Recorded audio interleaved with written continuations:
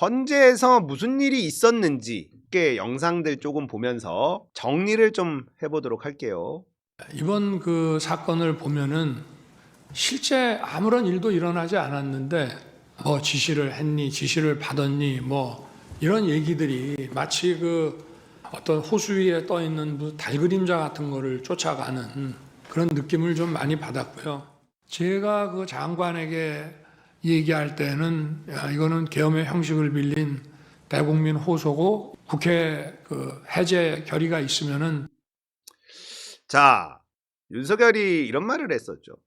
아무 일도 일어나지 않았다라는 걸로 이제 본인의 변론 방향을 잡은 것 같습니다. 지금까지는 무슨 아무 말 대잔치고 진짜 막 모질이들의 향연이었는데 아무 일도 일어나지 않았다. 그러니까 내란 아니다. 라는 거예요. 아무 일도 일어나지 않았다. 그러자 정청래 의원이 아무 일도 일어나지 않았는데 왜 탄핵 심판을 받고 있습니까? 아무 일도 일어나지 않았는데 왜 군인들이 다 구속돼서 지금 수사를 받고 있습니까? 뭐 이런 속 시원한 얘기를 하기도 했죠. 아무 일도 일어나지 않았다. 황당하죠. 그런데 전부 다 부인하고 있는데요. 한 가지 인정하고 있는 게 있습니다. 인정하고 있는 게 선관위는 내가 지시했다. 이겁니다. 선관위에 좀 보내라고 한 것은 제가 김용현 장관에게 얘기를 한 겁니다. 선관위에 들어가서 국정원에서 다 보지 못했던 선관위의 전산 시스템이 어떤 것들이 있고 어떻게 이것이 가동되고 있는지를 스크린을 하라.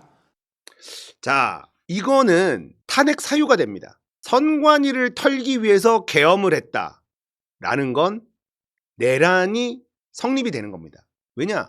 선관위는 헌법기관이에요. 헌법기관인데 거기를 군인을 투입하기 위해서 계엄을 한다? 헌법기관의 업무를 방해한다. 이거는 내란입니다. 근데 이거를 인정하고 있잖아요. 탄핵하라는 겁니다. 왜 이런 얘기를 하냐? 극우 세력들, 이찍들 중에서도 폭도들, 얘네들이 윤석열에게 마지막 희망이다. 이렇게 해석이 되죠. 얘네들에게 부정선거가 있었다. 부정선거를 믿고 있는 이찍들의 논리 중에 굉장히 큰 줄기 중에 하나가 뭔지 아세요? 대통령이 가장 많은 정보를 가지고 있을 텐데 대통령이 의심한다? 이건 빼박 부정선거다 라는 논리입니다. 나 탄핵 당할 거야 라고 얘기하는 것과 마찬가지인데 이런 얘기를 한다? 이거는 폭도들에게 신호를 계속 주는 거고 소스를 불쏘시개를 계속 태우는 겁니다. 자, 그리고 이진우 계속 증언 거부했는데 딱 한 번 삐끗합니다. 이진우가 삐끗하는 장면 보겠습니다. 나중에 뭐 끌어내라 그런 얘기가 있었다면 제일 먼저 하면 제가 먼저 상황을 설명을 드려야 되니까 그런 말을 했을 거라고 생각합니다. 만약에 처음에 설명을 그렇게 했으면은 네, 대통령이 그런 상황인데도 불구하고 끌어내라는 전화가 오진 않았을 거 아닙니까? 그건 제가 여기서 답변 드릴 상황은 아닌 것 같습니다. 지금 뭔가 네, 저 당황하죠. 끌어내는 거예요. 끌어내라 이런 얘기 한 적 없다. 그러면 이진우가 없다라고 얘기해 주기를 바라겠죠.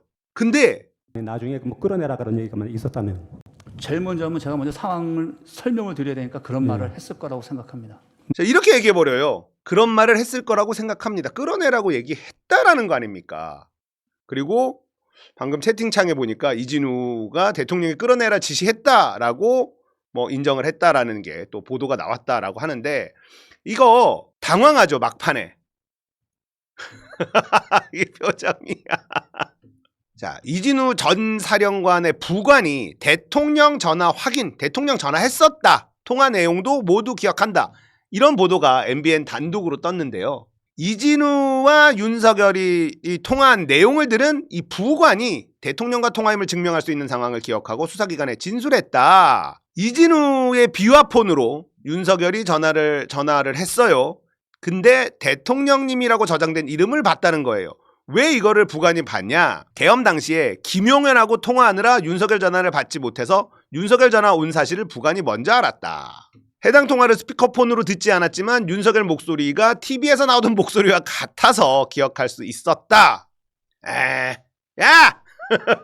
본회의장으로 가서 4명이 한 명씩 들쳐업고 나오라 해. 이 목소리 가래 걸걸 끼면서 막 이런 거 아, 누가 들어도 알지. 걸음걸이, 배내고 이렇게 하는 거나 뭐 실루엣만 봐도 목소리만 다 알지. 너무 재수가 없거든.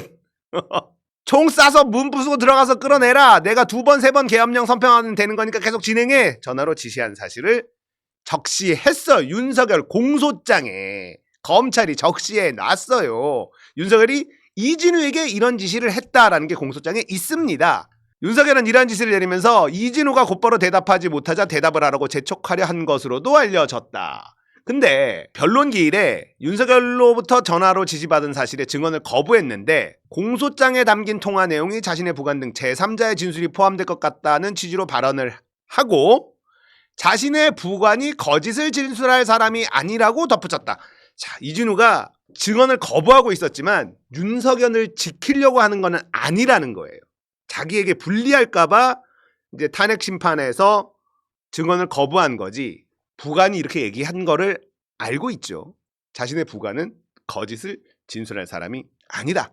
여인영. 저는 대통령과 김용현 장관이 군을 정치적으로 이용했다고 생각합니다. 군의 억울함을 제가 밝히고 싶습니다. 이렇게 진술한 걸로 나오는데 혹시 기억나시나요? 저는 그때 당시에 심경이 그랬습니다. 변호사님. 방첩사 요원들은 사령관 명령에 복종한 것이고. 자, 여인영도 이거를 인정해버리죠. 그러니까 여기서도 여인영도 증언을 계속 거부했는데 윤석열을 지키려고 거부한 게 아니라는 거를 또 알 수가 있습니다.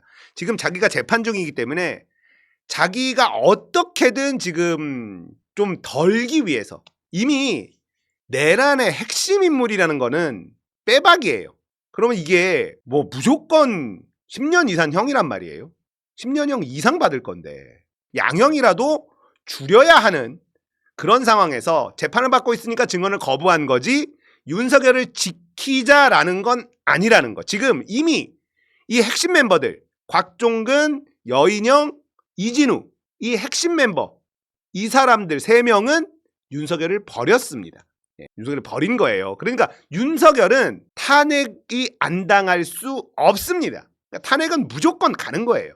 어쩔 수 없습니다. 이거를 의심하지 마십시오. 이거에 대해서 불안해하지 마십시오. 물론 정영식이 이상한 걸로 꼬투리를 잡는 장면이 좀 나왔죠. 홍장원 증언에서 검거를 지원하는 거냐, 뭐 위치를 줘야 하는 거냐, 막 이러면서 그걸로 괜히 꼬투리 잡고 경황 없는 상황에서 적은 메모 가지고 막 꼬투리 잡는 장면이 나와서 정영식이 드디어 본색을 드러내는구나 걱정을 좀 하는데 탄핵이 인용되지 않을 방법은 없습니다.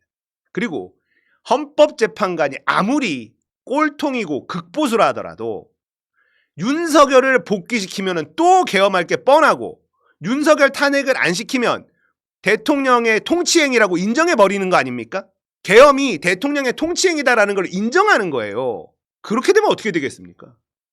대한민국의 사법체제가 완전히 무너지고 대한민국 시스템이 무너지는 거예요. 역대 대통령마다 통치행위로 계엄하면 뭘로 막을 건데 그 역사의 죄인이 될 수 있을까?